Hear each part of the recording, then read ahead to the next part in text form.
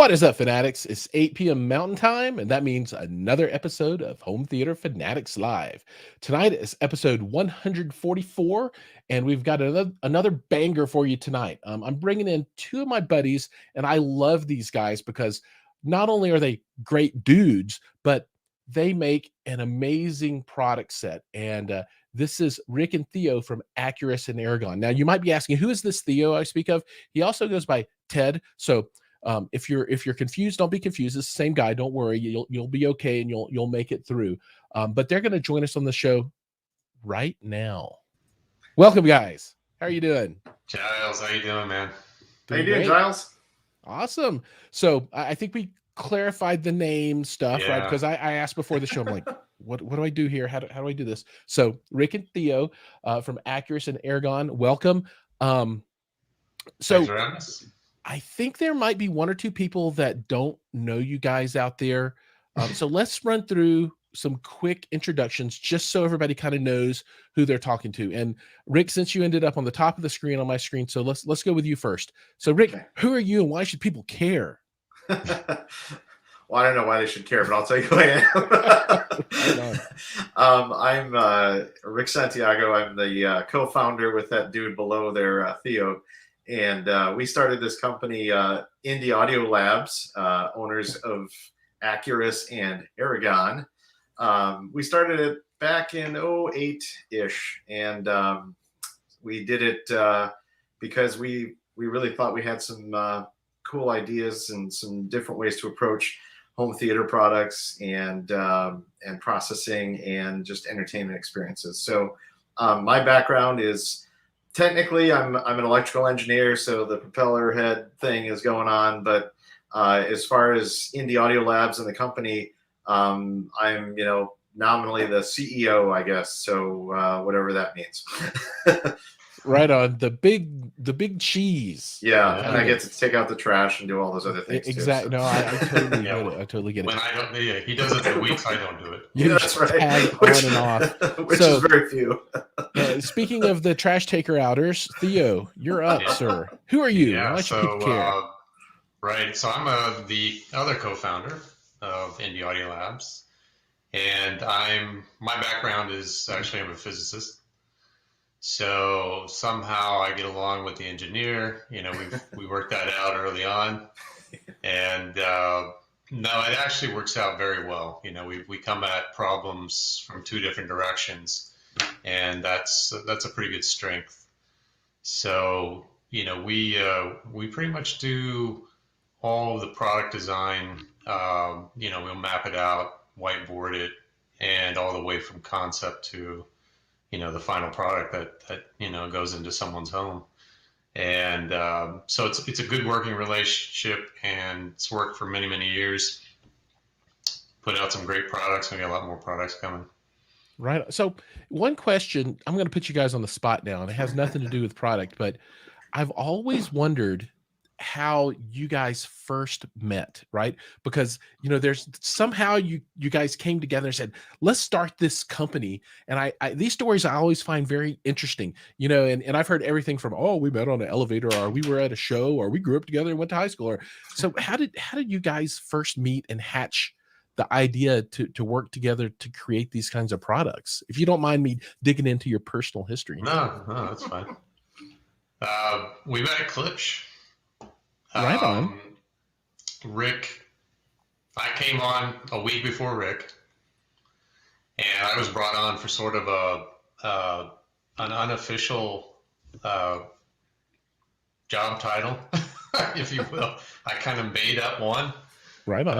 And they bought into it and hired me, And Rick came on as the he was sort of kind of like the advanced development leader.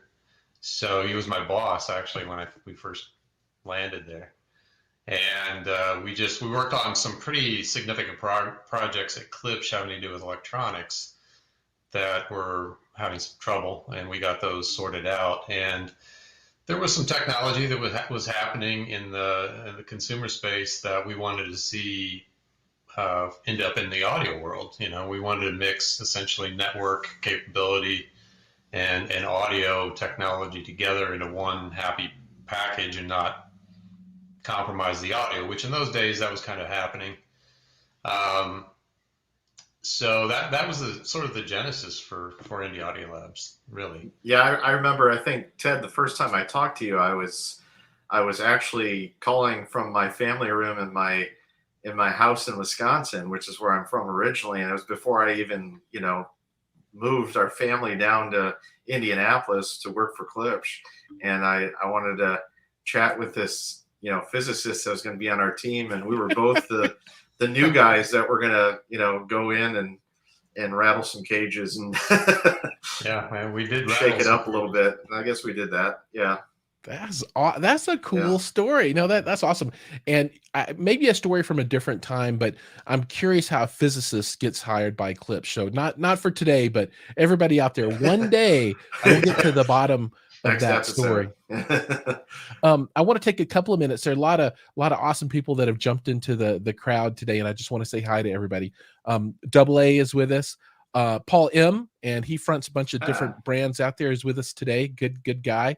Hi-Fi Haven, local Coloradian, I guess you'd say, is here with us. And then whoops, things have moved on my screen. And then Acurus and Aragon are in the crowd as well. I mean, their friendly marketing director is watching. She's got her eye on you. Just saying. She's making sure we toe the party line. That's right. Gabe is with us. He's a local integrator here in Colorado. Really good guy. And I think he might be reselling for you guys now too. So he might be one of your local partners, fairly new to the game with you guys. Who else we got? We got My Mail is with us. I mean, it's just scrolling off the screen. Jim Spenderino is here. So lots of folks. So welcome everybody. Thanks for joining us on the show. And if you've just jumped in, we've got Rick and Theo from Acurus and Aragon Indie Audio Labs with us. And we're going to talk about some cool stuff now. So you guys have introduced yourselves. And then maybe let's do 2 minutes on the two brands, Acurus and Aragon, what they are and why they're different and not under the same umbrella, just so people can get a feel for what you guys are putting out there for everybody. Yeah. Historically, the Aragon brand was a high-end 2-channel brand originally back in the 80s.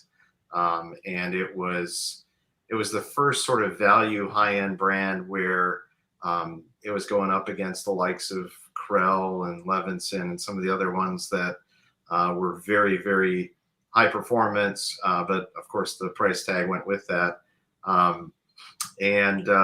Aragon basically tried to drive the value equation aggressively to say, okay, we can get this level of performance without compromising, and yet do some smart things in the design and the mechanics to bring the price tag down a little bit, to make it a little bit more affordable, more accessible.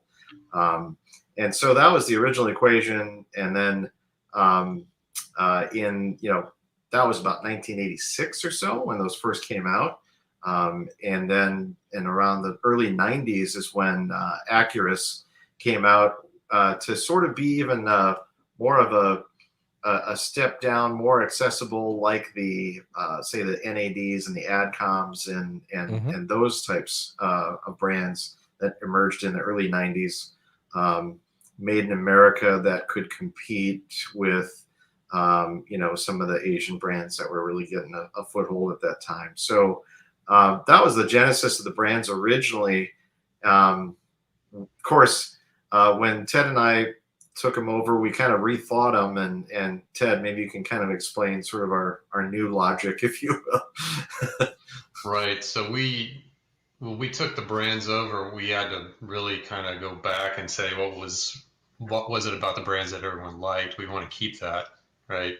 And where we can improve it, we want to improve it. And then we wanted to add network connectivity, because we knew that, you got to remember, this is like 10, 12 years ago, something like that. I lose track. So that was kind of a new thing back then. It's old hat now. Everybody's got it. No big news. But, we put an embedded web server and an amplifier, the first product that we launched. Why would you do that? Turns out it's useful. You don't have to do a lot with it, but it's actually kind of useful to have some diagnostics and some other types of controls. But we also had to look a little deeper in some of the amplifier topology and actually re-establish the specification that we wanted for our power transistors, our bipolar power transistors, and so forth, and really update the the amplifier modules that Mhm. really made Aragon and Acurus famous, and just bring those back, but then add a little extra on top of it in terms of performance, which we did. And the result is what you hear when people listen to our products. It's just this crystal clear power. It really brings out something in you when you listen to it. It's a little hard to describe unless you hear it with your ears, but live. But we're pretty proud of it. So Acurus is, these days how we kind of break them apart is Acurus is the sort of go-to install brand, primarily home cinema, personal cinema type products, and Aragon is that higher echelon 2-channel listening, very, very special experience, for that discerning customer who wants to really just get, washed over by their music or whatever they're listening to, and just have a very personal experience with that. And with, just a segue from that kind of goes into, one of our new products that we showed at CD, which is the Tungsten Preamp that is in the Aragon line, that was shown with one of our titanium dual monoblock amplifiers, and just sounded fantastic. I mean, we got so many comments about that. Not only sounds great, it looks amazing. These are like 75-pound amplifiers, so they're, when they're in a room, they're in a room.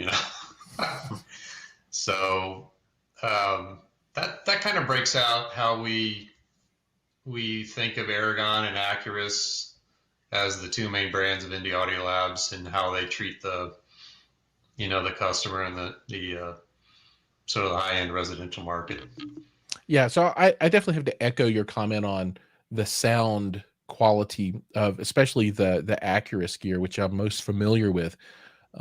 Everyone that I've ever had listen to the gear that I've got installed, and anyone that I've talked to that's heard it in other places, that's always the first comment. They're like, okay, here's a company that takes multi-channel and home theater, but treats it like audiophile sound, right? Yeah. And Right. that's pretty awesome. Now I want to stay on the topic a little bit of Acurus, because you guys last year, or maybe close to the end of the year before that, released your aspect tool, and that's ASP EQT. When you spell it, you have to really Yeah. emphasize the Yeah. EQ, because that's what it is, right? So this is your own in-house developed auto EQ tool for your multi-channel processors for the Act 4 and the Muse, correct? Yeah. So Yeah. and that came out, when was it, a year ago? Maybe? Well, actually, so we announced it a while back. I mean, we announced it probably 2.5 years ago, something like that. It was at a CEDIA. Well, we missed one because of COVID, and yeah, it was probably 3 years ago now. But we actually released the first products. We had a long beta test because we had to get this into as many different theater environments and listening environments as we could. And we had a lot of firmware to develop. The initial, beta test stuff, basically said, hello world. Okay, did that work? Okay, great. Move on to beta 2.1, real simple stuff, baby steps, so to speak. So we finally launched the complete system early this year. So it actually hasn't been launched that long ago. But, if you've been paying at all attention to the world, we launched it in about March, end of March this year. And somewhere around April, all the microphones that we used went unavailable. So fun. That's fun. That's awesome. And as far as measurement mics go, we could do an episode about that. But, for better or for worse, there are not that many sources in the world for measurement mics, especially decent quality ones. And so it wasn't like we could just, pivot over to something else made by company XYZ. So we kind of had to take our launch and sort of reel it in just a little bit. So we kind of slowly got, units into the market. And we're still actually churning through some back orders from some initial orders that were placed, a year ago. And so it's, thank you, supply chain. We are getting through it. But yeah, to answer your question directly, we launched it this year, and we're pretty excited about it. And the folks that have run it and have been able to go around and tune theaters that they've maybe installed Acurus gear in over the last year or two, and then now they can go back and they can retune it, bring it to a higher level of calibration. The remarks that we get are once again about the sound quality, raising it to another level. We get remarks about the simplicity of operation. We've taken, for anyone who's operated our equipment, the touch panel interface, which I would credit Ted quite a bit in terms of his concepts and his, how to make those things work simply and how to not treat it like a typical audio piece of equipment, but rethink it. The concepts that we implemented in the equipment itself, we also then implemented in the UI for aspects. So when you know how to operate one, you're just operating in the same world. I don't want to use the A word for the ecosystem or claim that we have a walled garden of Acurus, but it's that idea of uniformity that I think is very appealing and creates some ease of use. So right on. So I'm going to paint a picture for people that aren't familiar with the product. So, and I think it's really apropos that you talked about the microphones, because one thing that I dislike about most, what do you call room correction systems, or however you want to refer to them, but they don't change the room. They just change it. Anyway. You have a microphone, you set it down, and then you move it, and then you move it again, and you move it again, and you move it again. It seems like the farther down you go in the ecosystem, the more times you have to move the microphone, right? So, if you're buying the $200 AVR, you have to move your microphone 3,000 times before you can get any kind of result. It has to sit 3 inches away from whatever surface that little stand allows it to sit on. That's right. And the cord's always this. Right. But for your system, it comes with an array of 4 microphones, right? And I've not run through this setup before, but you set it one time and it just does everything, right? Yeah. If you look at it, I can't remember, we've calculated the numbers, but if you had a 916 system, it's doing hundreds and hundreds of measurements with a go button press. That's awesome. Which is cool. And it's not just doing them in one spot, as you mentioned, because of the multi microphones. It's doing it in a whole area, and it's able to measure the response in a zone. And because it's doing it simultaneously, that means that there's actually information that can be obtained by comparing what the microphones in different positions are picking up at a given point in time. And that's something that you lose in other systems where you have to move the mic from point to point. So there's a lot of advantages in terms of speed and in terms of efficiency, and then in terms of accuracy and what we can learn about the acoustics. So that's outstanding. Yeah. Hopefully I'll be able to help bring out some more content about that. But everyone that I've talked to has been really, really pleased. And this will tune all channels, right? So this has got all your bed channels. This does all your heights and your subwoofer channels too, right? Right. That's right. Yeah. And it does them individually because, obviously our processors have discrete subwoofer outputs with separate EQ capabilities.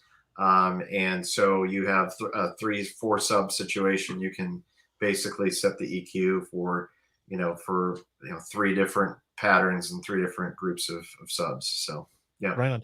Did you guys get a chance to use that in the KEF room, or was that all just manually tuned? So and if people don't know, the KEF room uses the Act 4, I believe, and it's awesome. Yeah. The KEF room is an interesting story, and I think there's probably other guests that could speak to it a little bit more authoritatively. But talking to some of our friends at KEF, they actually have the only, to our knowledge, professional mastering studio tuning for a residential cinema, they actually brought in some calibrators that do mastering studios in Hollywood to actually calibrate that as a home theater environment. So as much as I love to brag that that's an aspect calibration, that was an arduous high level calibration that's very unique. So that's what kind of led to that really good sound. So what I think is really cool, and for folks that don't know, this is kind of the flagship KEF demo room, right? Mhm. And KEF's a humongous company, and they could have any technology that they want. I mean, they could choose. I mean, they could have had like cinema Dolby Atmos processors from Dolby if they had wanted to put that in there. But what did they choose? Yeah, Acurus. they're great. This little company from Indiana. So I think that's pretty sweet, and I think it's very Yeah. telling that they would choose because their reputation is staked on sound, right? Yeah. And they can only play back what they're given, Yeah. so that they chose you guys to be the source, or Yeah. at least the path that the source material goes through, and Right. is the DAC and all that other kind of stuff. Pretty big deal. So Yeah. kudos there. We're Now, certainly happy to get out of the way when it comes to reproducing sound. I'm going to throw up a picture on the screen now, and let me see. There we go.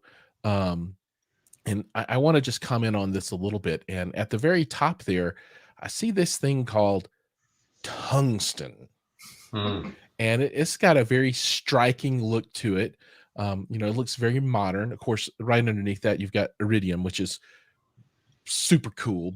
But I think the story today is tungsten. Maybe you could talk a little bit about what that is, and what's going on there, and what's special. Sure. I know it's got special sauce. Mm-hmm. It does. So tungsten is our Aragon 2-channel preamp. Okay, so that is sort of the piece that everybody has been waiting for, because we've had the iridium, which is our monoblock amp, and we had the titanium, which is our dual monoblock amp, for a number of years. So we've really been challenged. Hey, when are you going to come out with that 2-channel preamp? So we have a complete set. Well, that's what tungsten is. And so all of these products are obviously named after elements on the periodic table. That's some of my physics stuff coming in. There you go. On the side there. And they're part of what we call the element series. So this product is, we're really, really excited about it, because married with our amplifiers, it just really presents just a super unique experience. And it's got its own, as you see, it's got a UI as well, but it has its own design language, its own iconology that's been created just for Aragon. So it's not an Acurus display. It's got its own look and feel, because it's a different brand. It's a different sort of purpose for the product. So it's got to have a different look and feel when it comes to the UI and things like that. Rick, anything I miss in that so far? No, that's good. I mean, just from experience, we put a lot of attention to detail in terms of keeping the signal path simple, but yet doing the job that you want to do in the modern era, which could either involve sort of the straight wire with a analog volume approach. It does that, but it also does a little bit more sophisticated approach in the case of some of the more sophisticated tower speakers that are available these days that have 2 or 3-way discrete crossover capability. So what's pretty unique about this thing is it's got up to a 3-way crossover built into it to drive maximum power in the frequency bands that you want into the specific drivers in a large format speaker. This of course has got its benefits from a sonics perspective and a power efficiency perspective, and that's something that we built in. We didn't see that in a lot of the competitive products in the market, in fact very few. have considered that, and yet that is a sort of the next step beyond sort of bi-wiring or bi-amping, if you will. The other thing that you'll see that's unusual, but we find very useful, is we do provide HDMI capabilities. Yep. There's a lot of devices that will do very good high resolution audio, DSD, other things like that on HDMI, and we felt that we would be remiss from not including that as one of the several digital formats that this preamp can decode. So this preamp actually has not only an analog mode, but it's got digital modes that decode digital input formats up to and including HDMI. And then, you know, for the general brand promises for both Aragon and Acurus that, you know, got us into this business in the first place, it is network connectable and controllable and so forth. So, yeah. So I wanted to call out, I've got the back shown, and maybe people could follow along a bit, but you know, there are items on this preamp that just scream out to me, because this is how I want to be able to interface with my equipment, right? yeah. If you've got anybody out there that likes to do DIY mains, and you know, they want to get into like 2- and 3-way designs, Yeah. this is Mecca, right? Yeah. No, I don't know of I'm sure there is another product, but I can't think of another product that does what this does, especially when you look at it holistically. So, okay. Yeah. Here at the top, and I'm moving my mouse, but I don't think you see my mouse, but there's an RS-232 port, and then there are 12-volt triggers, and then Ethernet. So this means that you can control this with any modern control system out there, right? Yeah, correct. So fully controllable. It's got all of your digital inputs. I see optical on the top left. I see analog inputs, including XLR. And then across the bottom, like lined up with the Aragon brand name, you have 3 sets of left and right XLR. I assume those are the outputs. Correct. And then you can do that as either just full range 2-way, or I didn't realize you could do 3-way though. Correct. Yeah, that's right. Oh, that is crazy bananas awesome. Yeah. No, I mean this is a game changer. I mean, when you want to tune, you know, a 3-way speaker, you've got a stereo set of speakers that are 3-way, that you want to have 6 channels of amplification for, and that's, you know, that's the cool high-end kind of thing, right? Right. This will do it all, and you don't have to go around and try and scrounge around and find external crossovers and all this other. You can just do it right here. That's and then right. pump this thing out to 6 iridium monoblocks would be the way that I would probably do it. Yeah. But why would you do anything less? I mean, that's if I were choosing, that's what I would do. I think that's right. the right way. But you could even like cross boundaries and go over to the Acurus line and grab an M8, right? And use the whole thing if you wanted to, right? Sure. Or 6 channels of it. Yeah. But you know, this is just outstanding. I mean, this is an extremely forward-looking piece of 2-channel technology. I mean, this is, from my point of view, hopefully you're not on the bleeding edge, but you're just right behind that into the edge, so that people can use it and not get cut. But I mean, this is like at the forefront of technology. I mean, it's outstanding. It's incredible. Yeah, thank you. Yeah, I think we're just right behind the bleeding edge. It's not, you know, it's a preamp that kind of makes sense in today's modern world, and it's got all of the things that people really, you know, they might not think it's useful right now, but there will be, you know, uses for some of these inputs definitely coming right on. Now, I assume it does eARC, right? From like if you got a television with apps in it. So I know a lot of people that have pretty high-end 2-channel environments, but they want to have a television in there too, right? And you know, the challenge is, okay, how do I pipe in the, you know, all the audio from all the apps that run on the television, because they don't want to go, you know, full like Act 4 or Amuse, that kind of thing. They want to have their 2-channel preamp. And this solves that problem, right? You just plug it in, and then when you want to fire up the television, you can play your TV sound through your $80,000 speakers. And you can obviously, in that scenario, you could go with like, say, a sub or 2 subs along with some, two-way towers or something like that. And that's the next thing that I was going to get into, because now you can discreetly send signal to a two-way set of towers if you have them, or just even stand mounts, and then add in subs as well. I mean, this is super duper exciting, because I run in my 2-channel environment right now. I've got my XLR outs, and then I've got this little external crossover thing, and it goes in there, and then I feel like it's adding too much noise to the system, and blah blah blah. And this this eliminates the extra components and all the cabling, and you've got your UI in here, and you can just set everything in one place.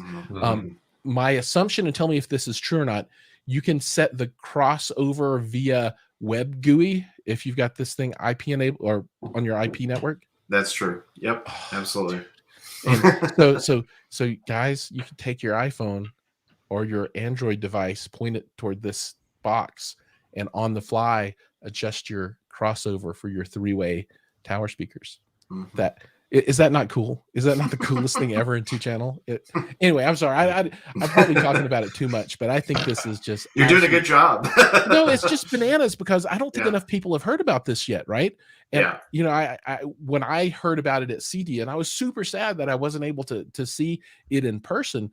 But when you hear about this product set of technology, I mean, the features that are in this thing, it's a game changer. I mean, it makes all of this technology so much more accessible to people than in the past, right? Because you can just do it in one box with the easy UI, and you don't have to run 10,000 cables. Now people can, buy a set of speakers that do require amplification for each channel, and not have to have some kind of cryptic device doing all the crossover work that they don't understand. They can just get into this box and tweak as much as they want to.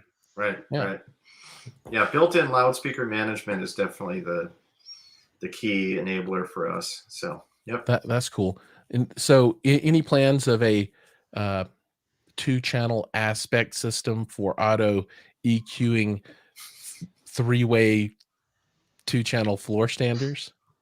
Just maybe I'm putting in my product request right now, just so you know. I think there's a high likelihood that could happen. There's my product request. All right.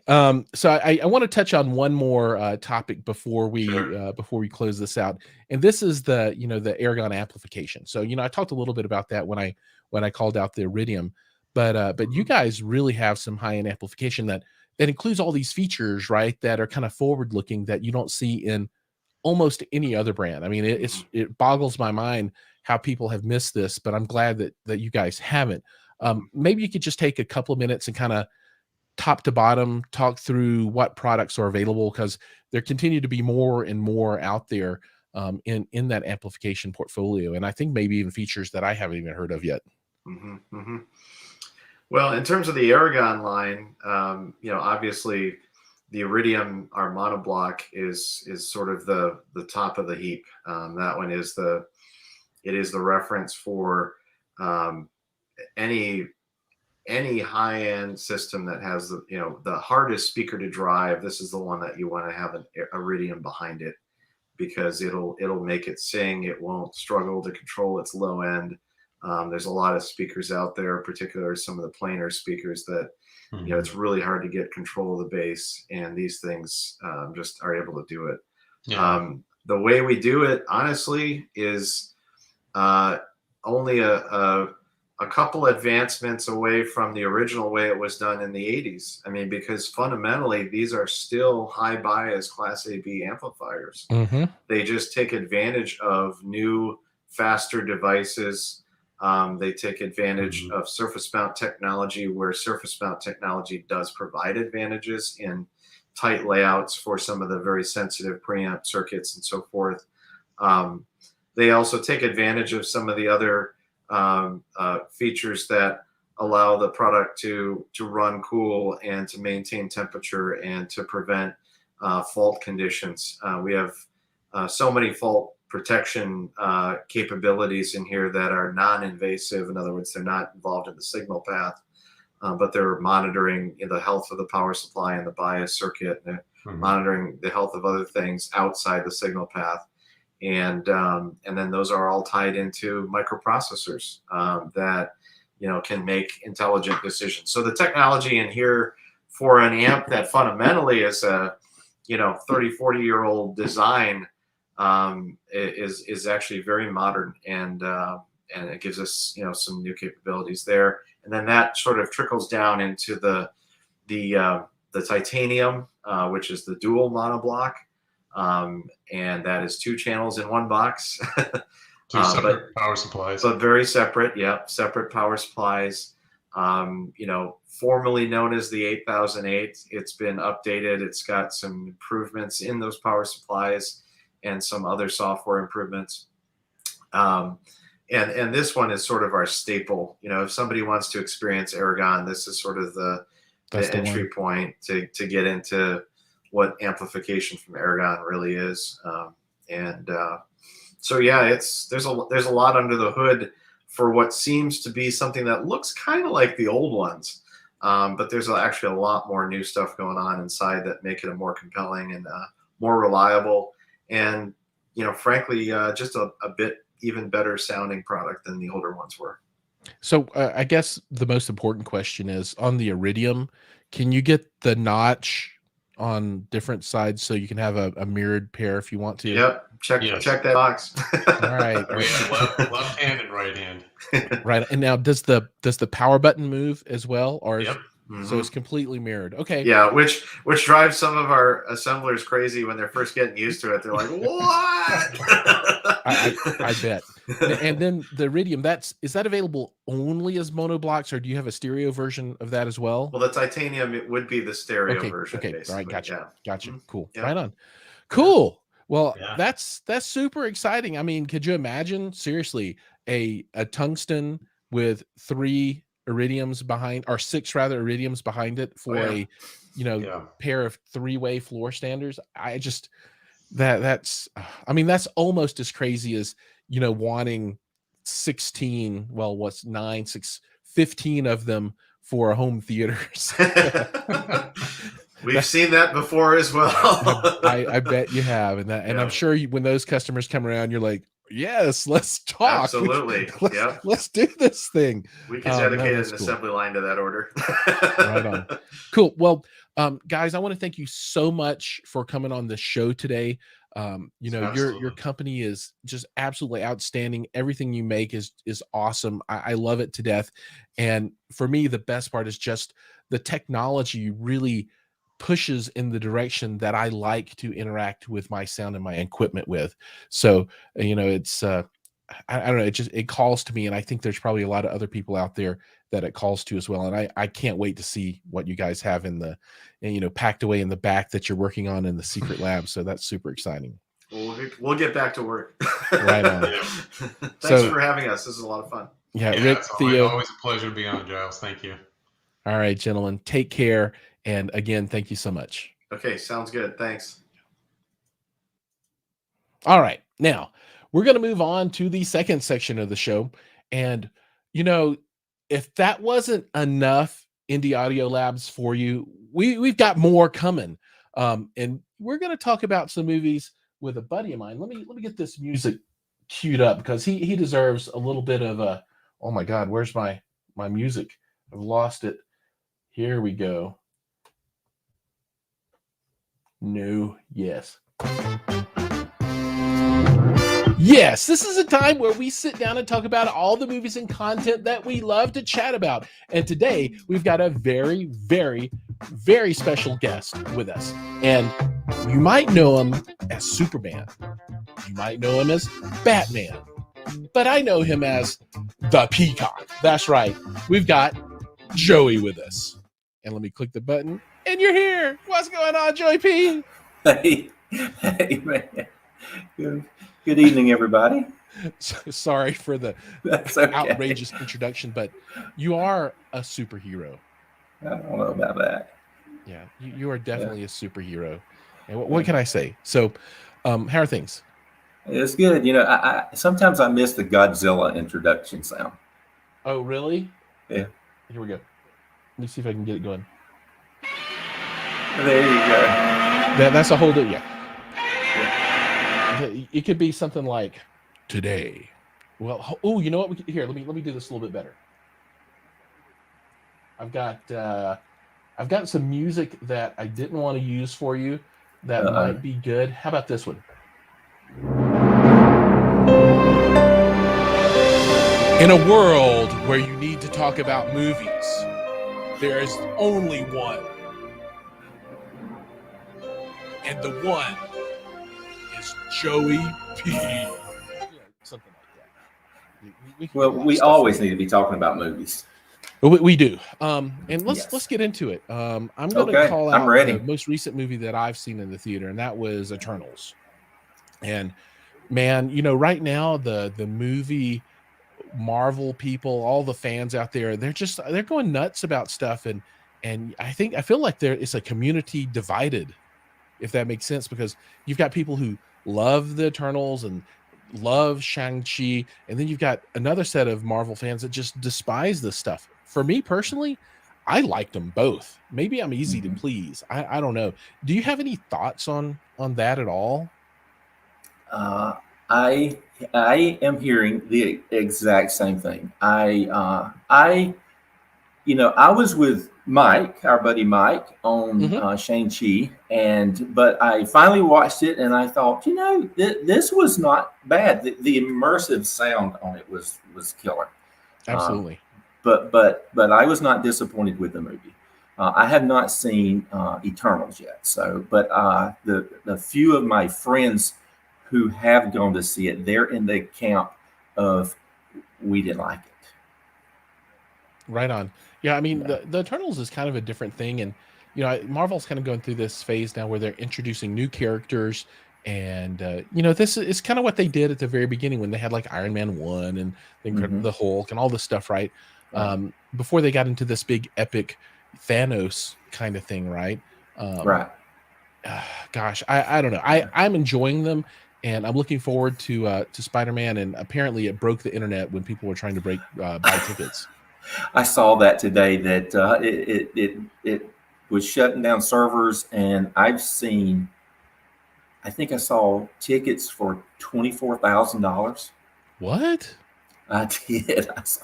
I saw a post that actually had the tickets for 20. I saw a news feed where they were going for 20,000. But I saw another post where they actually had it for 24,000 for tickets. Gosh, I mean, what do you get for? I don't know. I guess when they shut down the ability to purchase them online, that people were going crazy with it and thought, somebody would buy it. And I can't imagine anybody would do that, but who knows? Hey, there's some people out there that got to have it when they got to have it, and more power to them. We still have to buy our tickets. We haven't bought any tickets yet. So it's funny for people that are shareholders in AMC. AMC was giving away a NFT, so a non-fungible whatever the thing is, token or whatever, to the first 80,000 ticket purchasers, right? So I guess it was like some type of unique piece of art associated with the show, which I think probably drove some of the craziness.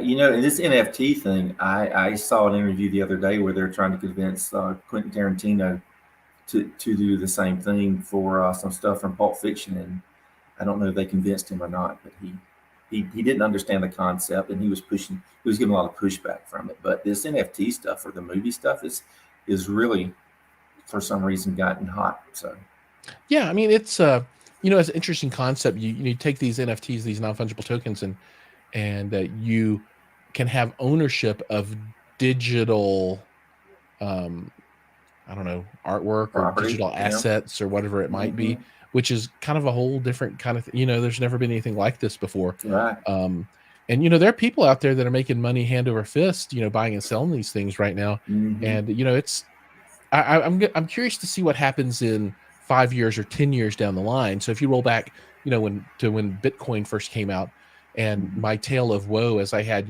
several hundred Bitcoins, and I should have held on to them so that instead of having this show that I'm doing now, I could have just been calling you guys up like, bring me a tungsten and an blocks and put them in my room.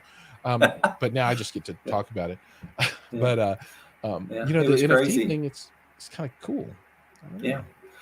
And speaking of Spider-Man, I also saw today, I think the news where Tom Holland, they signed him up for 3 additional Spider-Man movies. Really? That is absolutely good news. Yeah. So he's my favorite Spider-Man of any of them that's done it. Yeah. Yeah, by far. And all the other two guys only made it 3 movies each, right? Did one of them make it to 3? I thought they both had trilogies, didn't they? They might have. I thought one guy got booted after 2. Yeah. Yeah. So, but so our new guy, he will, have his trilogy, then 3 more, plus and then he's been in Avengers and all the other movies. Yeah, he's killing it. Yeah. Do you think that the people are having problems with these new Marvel movies because we just spent the last 12 years or whatever it's been growing with these characters all this time, and now these guys are gone and the new ones are showing up, and we're not bought. Look, I thought Iron Man 1 was great. I am not a fan of Iron Man 2 at all. Oh, Iron Man 2 and Iron Man 3 were both not good. No, I agree. Yeah. I actually enjoyed Iron Man 3. I saw it in 3D IMAX, and maybe that's what made the difference. It might have been, but I personally was not a big fan of the second 2. I really liked the first one. The first one was the best, I think. Yeah, absolutely. But Gabe agrees with you on Andrew Garfield. He only got 2 movies. So 3 for Tobey Maguire. Gabe, I'm glad you're here tonight. Good to see you, man. Hey, isn't Gabe such a good dude? He really is, and he is a dealer of ours. So he's a really good guy. And he loves movies just as much as the rest of us. And one day he's actually going to come help me do some work on my house. But he keeps promising, but he's so busy with real paying jobs that he has to keep pushing me aside. I understand how it is, man. I get it. Whatever. So outside of the Marvel stuff, is there anything out there that you've watched recently, television or movies, that you thought was pretty outstanding? Finch debuted on Apple TV. Saw it, Tom Hanks. 2-3 weeks ago. Yeah, I liked it. I think it was I think somebody that's not into sci-fi would think it's kind of slow, and the story was, but I really enjoyed it. He did Greyhound strictly for Apple TV before that, and I'm a World War II fanatic, and I thought that was brilliant. But I enjoyed Finch. So I have a question for your audience here. I'm interested in if you've seen the Beatles Get Back, and if you have, thumbs up, thumbs down, what you thought about that. Have you watched it yet? I haven't. I don't know anything about it, actually. I didn't even know it existed until you mentioned it earlier today. Yeah. So it's a great story. So the Beatles broke up right after they got together and made this, what was going to be a film that really never got put out. And they were going to do this live concert in front of people. There's supposed to be this TV show, but they brought in a film crew to document them making the Let It Be album. Okay. And there's just a ton of, I think there was like 60 hours of video. It took them 22 days to create all this crazy music, all these songs that they created for this last album. And so there's like 60 hours of video that they took, and 100+ hours of audio that they captured. In it, they keep saying, look, this is costing you 2 shillings a foot for this, the tape. Right. And, John Lennon kept saying, they kept saying, do you want us to erase and record over this one? And he kept telling them, look, no, save it, just get another one. So that was great that they did that. I think Paul McCartney was actually the guy who came up with the idea and brought the film crew in. But anyway, so this thing was made in 1969, and it was the last time they were together. The performance that they did at the end of this, on the 22nd day, was their last public appearance together. I think a lot of people watched this, and this is why I'm interested in if anybody in the audience has watched it and they liked it or not liked it. I knew going in it was about their last gig together and creating the Let It Be album. But I think some people went into this thinking maybe it was a documentary about the Beatles, and it's not that. So the cool thing about it is they had all this film that's been sitting around for the last 52 years. It was filmed on 16 millimeter. So it was, when it was originally filmed, it was 16 millimeter to start with, and then over the years it's just really grainy and messed up. So Peter Jackson, who gave us the Lord of the Rings and the King Kong series and stuff, he did this World War II movie where he took all this 100-plus-year-old video and made it look just beautiful. He created this technology that, because this was back in hand crank video days, right? Right. So maybe I hand crank it 30 frames per second, or maybe I hand crank it 10 frames per second, and then we watch film in 24 frames a second. And he created technology that took that screwed up hand crank feet per second and made it 24, even if it took a computer taking this frame and this frame and having to figure out what this frame should be. So that's outstanding. Wow. It is. So what he did is he took this same technology and used it to take that Beatles footage. I'm telling you, it looks like it was filmed yesterday. No pun intended with the song, yes.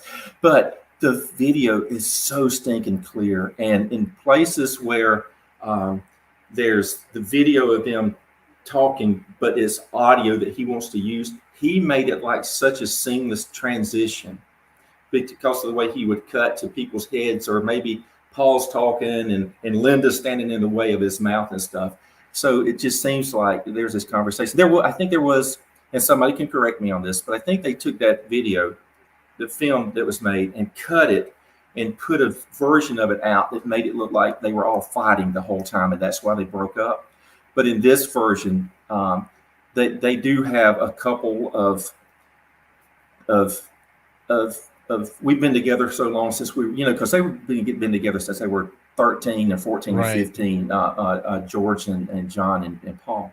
And so it's like couples that have been together that long having conversations that sometimes aren't they're coarse in their conversations.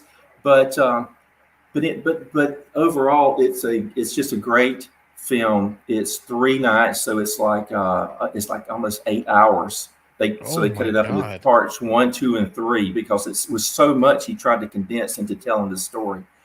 And when you watch it in the end, when they do that last and in the last part 3, what they start doing is when they're practicing and singing a song or something like that, or they're in that concert thing that they did, open air concert that they did. But what Peter Jackson did was really cool. He would say, this is the cut that's on the Let It Be album. Okay. So it goes from, look, it's them talking about some of their greatest songs, Let It Be, Get Back, a bunch of their songs. I mean, it's on Disney. It's Disney on Disney, right? Yep. Yeah, okay. yeah. Well, so Dune is gone from HBO, so go to Disney and watch it. The first ones, they're kind of long, so you're sitting there thinking, God, this is never going to get over. But they're like 2 hours and 40 something minutes, 2 hours and 50 minutes, and the final one's like maybe 2 hours and 11 minutes or something like that. So. Yeah, I'm not seeing many comments from anybody that's seen it before, so I think this is a good find for everybody to go check out because I had not heard of it at all.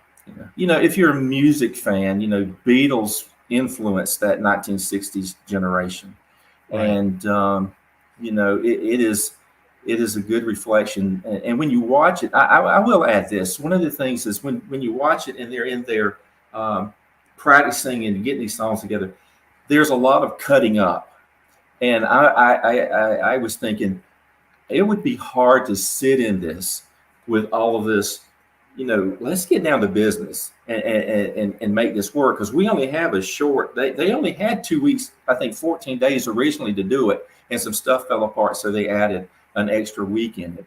But how Peter Jackson does, he goes day by day. He's got like a calendar that pops up. Oh, wow. And he zooms in, this is the first day, and then it goes to the video. And then when they end that day, it comes back to the calendar and it X's that day out, and it kind of backs up and then goes into the next day.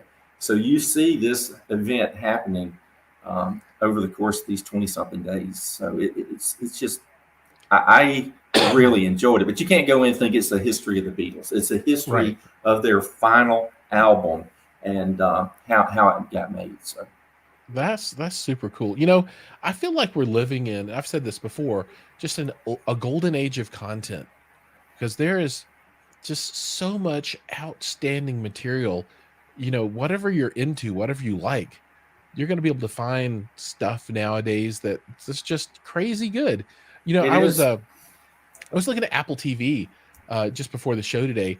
You know, I was trying to figure out some stuff I wanted to watch, and you know, Apple TV, which, you know, who would have thought that Apple would have started a television station kind of thing, right? But you know, they've got so many originals. So they just did Foundation, which I thought was spectacular. They've got a show called The Morning Show, and I watched all of that. I thought that was outstanding.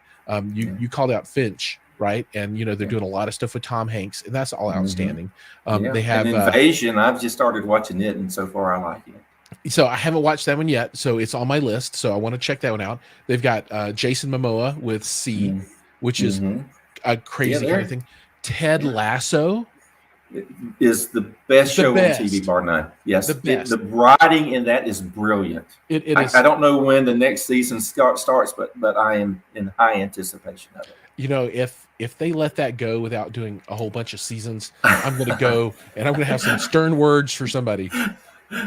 You know, the writing is whoever they got 20 Emmys or something like that recently.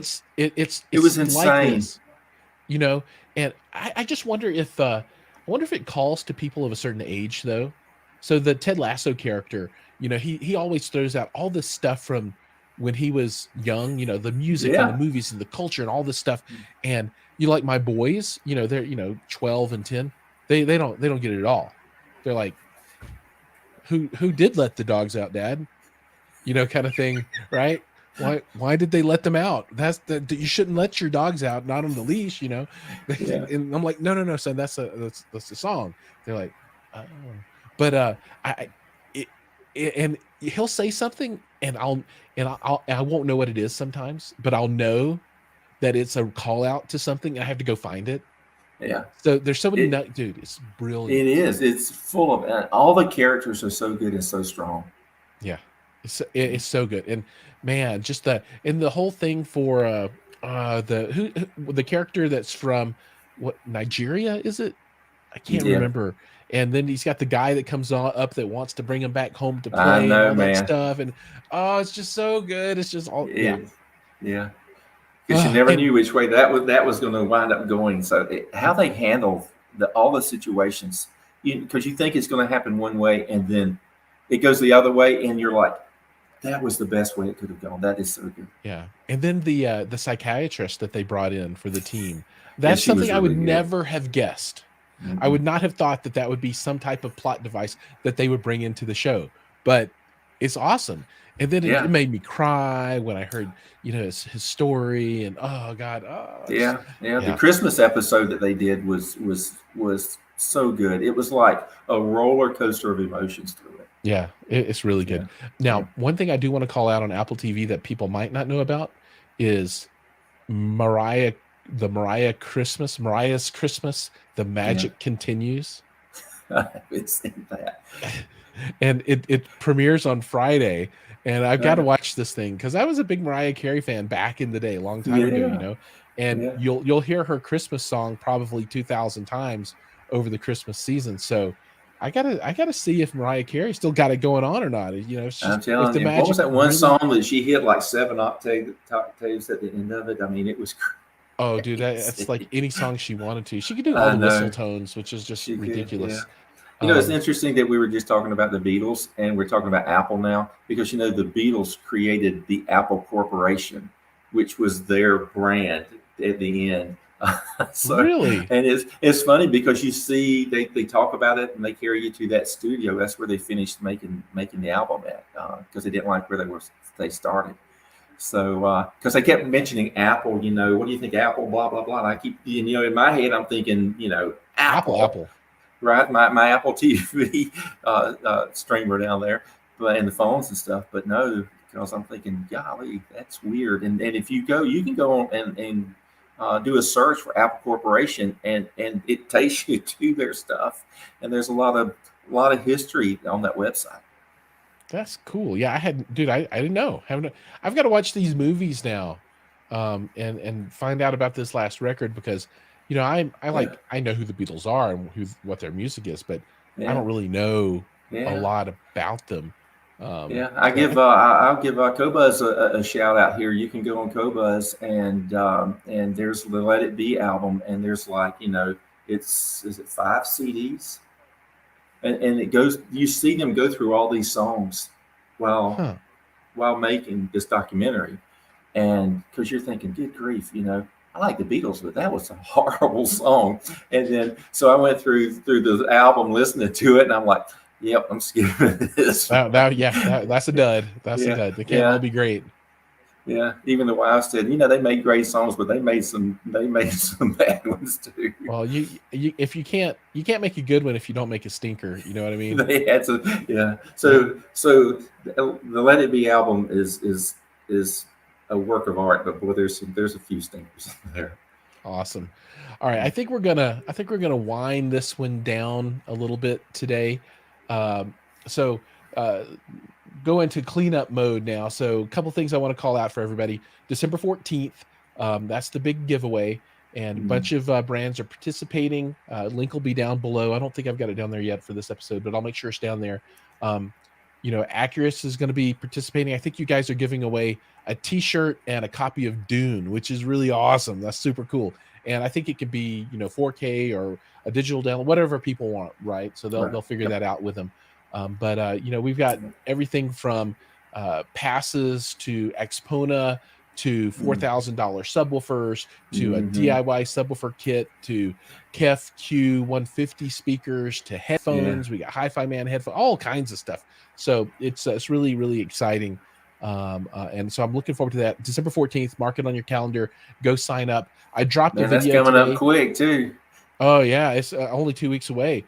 I dropped a video today for the Perlison D15S subwoofer, and that's the one that I'm going to be giving away. So the one that I tested is the one it's one of their demo models that's made the circuit a little bit, and they're all like, "Yeah, give it away. It's cool. When you're done, just give it to your viewers." And I'm but what a stud subwoofer that is! I was blown away. I watched it today. I appreciate 6 minutes after you put it out, and the range and the low in it, I think is unbelievable. Dude, yeah, and I tested it up to 105 decibels at 10 hertz at 9 feet away at the main MLP, main listening position, and it had more in the tank.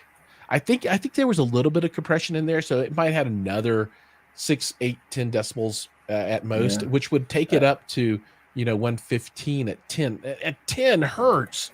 That's when you got to start treating your house like a cruise ship. You got to start Velcroing all your stuff down, so it's not sliding off. Well, that's why I don't like to really push it past like 105 decibels down there, because, dude, it sounds like the screws are coming out of the drywall and stuff. I mean, it's ridiculous. It is. But everybody, make sure you sign up for that. There's a gleam.io. You've got to sign up for some of the prizes. Well, you need to sign up for all of them. Some of the prizes you need to be on the live stream to win, because we're going to call out a name, and not for a lot, because it takes a long time for that process to go through. But we'll look and see if you're there or not. If you're not there, you can't win. So make sure you show up. There may be 250 people signed up right now, so odds are still pretty darn good that you could win. The 1 in 250 is not bad to win $5,000 at all. So take advantage while you can. I'm not sure what my next video is going to be. I don't know if you've noticed, but I've done like a lot of home renovation stuff. I have been seeing that. That gets like almost no views, but that's where I've had to spend my time. My wife told me I had no choice. So instead of spending time making other kind of videos, I've been doing work on the house. So I just filmed it anyway. Whatever, just pull out the iPhone and just put it up. But I like the next thing I just got in the mail a new Ring Doorbell. I'm interested in this one. Is it wired or is it wireless? It's the wired one. So if you have a doorbell already, it probably has wires run to it. So it just uses those wires to carry power back from that little, I don't know what they call it, the chime on the wall, I guess. So, and then it uses Wi-Fi, right, for all the network connectivity and that kind of stuff. So it uses Wi-Fi for the data, and then it uses the old wires for the actual power. And then it'll send, the messaging for the chime to chime, I guess, or however that works. I don't know. You can even have it tell, like I know it'll do Alexa, so I'm assuming it'll do the Google thing too, but you can have it make Alexa make a sound. Oh, totally. Yeah, you can have it do all that stuff. And so I've got that. So that might be the next video because I've got to install it. So I might as well film it and talk about it. But I'm going to, try and be cool with it because I've got like the Alexa, I don't know, the little tiny screen. I forget what it's called, the Show. Maybe it's called the Echo Show. And then I've got a Samsung television that we just put up in the dining area that you can see from the kitchen. So my wife always wanted to be able to see who's at the door while she's in the kitchen. So the idea is to have this thing automatically pop up whoever's at the door, when they ring the doorbell on the screen that she can see from the kitchen. So we'll see. So that might be the next one. I don't know. That'd be cool. I'll look forward to that. Right on. Anything in Joey world that you want to call out for folks? Anything to tell your buddies out there it's coming up that you want them to know about? Putting you on the spot now. You're all like, man, I don't have any videos coming out. People have got to go watch your channel. I've been watching all your old videos. On my Joey Peacock? Yeah, your YouTube builds your business and your customer base and all that kind of stuff. And I'm all like, I'm gonna know how to do this. It's all out there, man. Yeah. I've got several YouTube channels out there. So that's the only one I know about is the how to sell channel. I didn't know that there's more out there. Yeah. Right on. So Joey obviously doesn't want to talk about it, but there are multiple. No, well, it's I've got one that I just started building. It's called Home Theater Nirvana. So it's kind of new. Nice, awesome.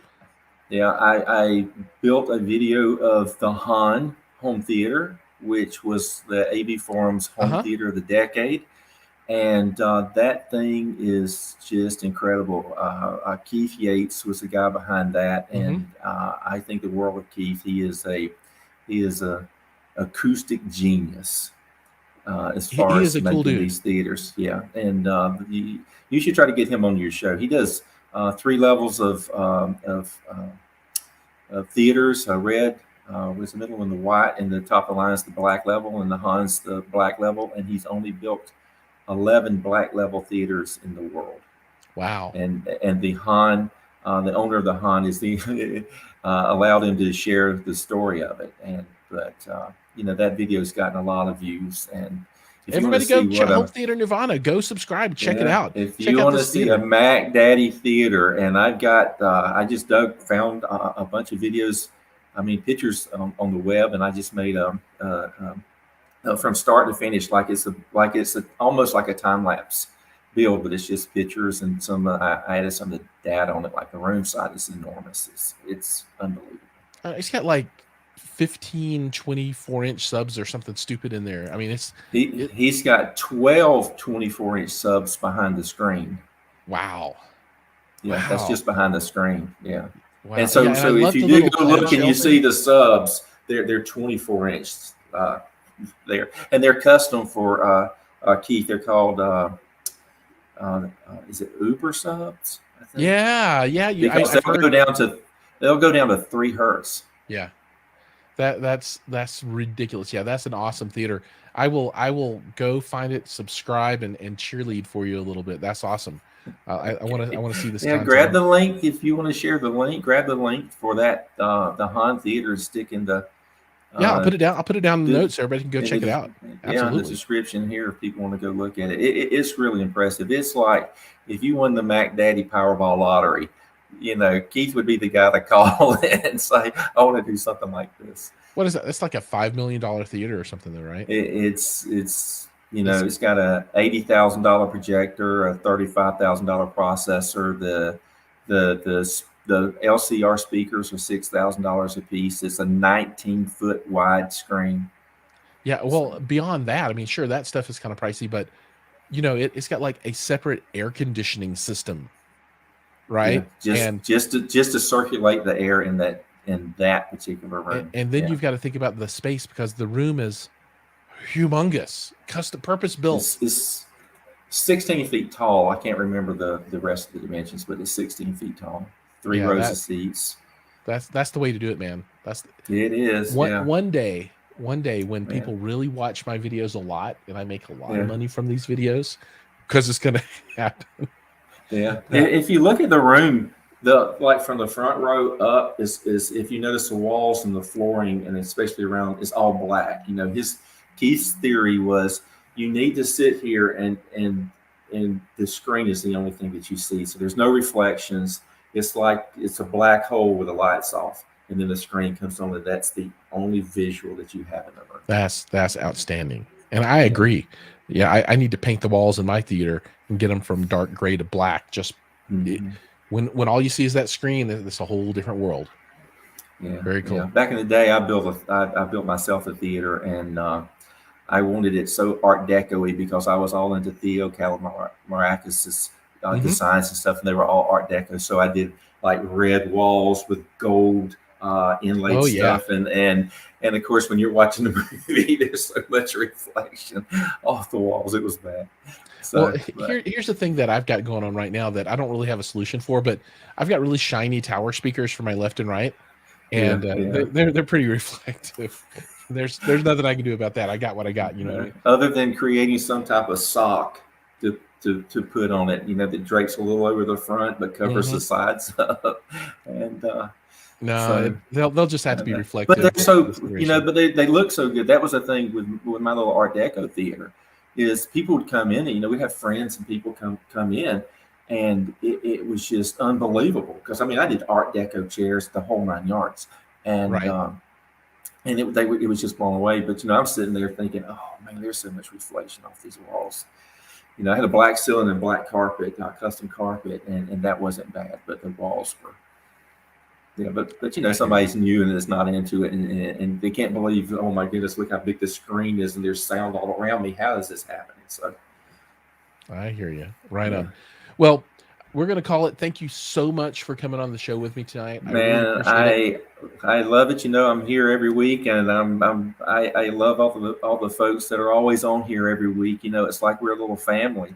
Oh, it's a great group of guys. It is. It's awesome. such a great group, and you know, it's I don't know if they probably do this too, but it's such a great group that you notice when somebody didn't show up. You know, because you're in there thinking, hey, where's, you know, Double A is always there. Where's Double A at? We're still rooting for that third A, and one day. Yeah, but high heaven, you know, and I know I'm mentioning some guys, but it's just a great group of folks, and it's always fun to be here. Absolutely. So everybody go look for the links down below. Make sure to like and subscribe all of Joey's stuff. I'll make sure it's all down there so you can check it out. Joey is going to be on a show just after the beginning of the year. I guess it'll probably be was it February that we scheduled it?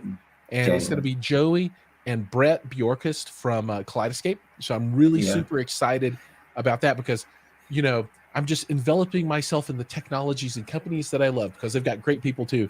And Brett's such a great guy. I'm so looking forward to this. Dude, smart dude, good guy, is really talented, and you know, he's just fun to talk to. Yeah, he's a movie fanatic too. So, you know, he's a good guy.